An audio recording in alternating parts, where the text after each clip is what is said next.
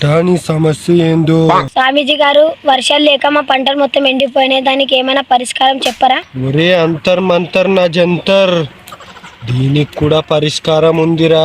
చెప్పురా బేటే. ఇప్పుడు ఏమి అంచుచివి చెప్పు బాలిక. ఏమి కుడంగానలేను స్వామీజీ, వర్షాలు పడతలేవని అడిగిన. ఒరే నా గొల్లి గొంతర్, ఇది మామూలు యంత్రం కాదు.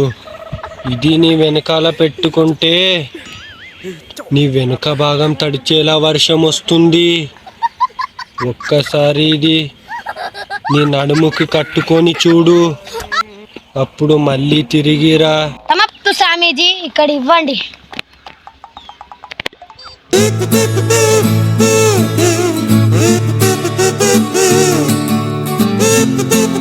మోటిన కొడుక ఎక్కడికి వెళ్ళావురా? అరే పిల్లి బిచ్చల సామిగాడికి ఇచ్చిండ్రా, ఇదేమో యంత్రం. పిల్లి బిచ్చల సాలెగాడు. అరే 2 రోజుల నుంచి తడుపు అంటున్నదిరా, ఇది వస్తలేదురా. స్వామి జరికన పోతా.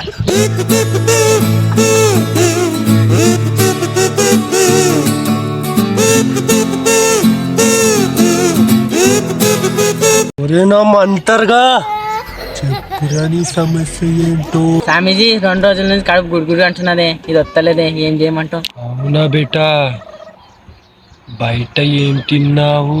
పానీపూరి దంచిందనే, అందుకని వస్తలేదు. ఇది అన్నమాట నీ అసలు సమస్య.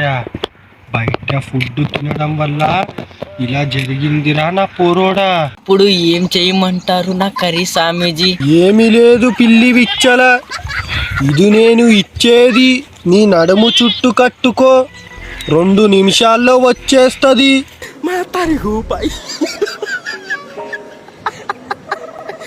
నాడు పిల్లి పిచ్చరా స్వామి, ఇవన్నీ మేము నమ్మం.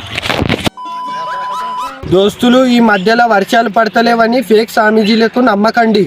వీడియో కనుక నచ్చినట్లయితే లైక్ చేయండి. మన ఛానల్లో కనుక కొత్తగా వచ్చినట్టయితే సబ్స్క్రైబ్ చేసుకోండి. మళ్ళీ ఒక కొత్త వీడియోలో కలుద్దాం. Bye bye. అబ్బా గంట మాత్రం గట్టి కొట్టుర్రి.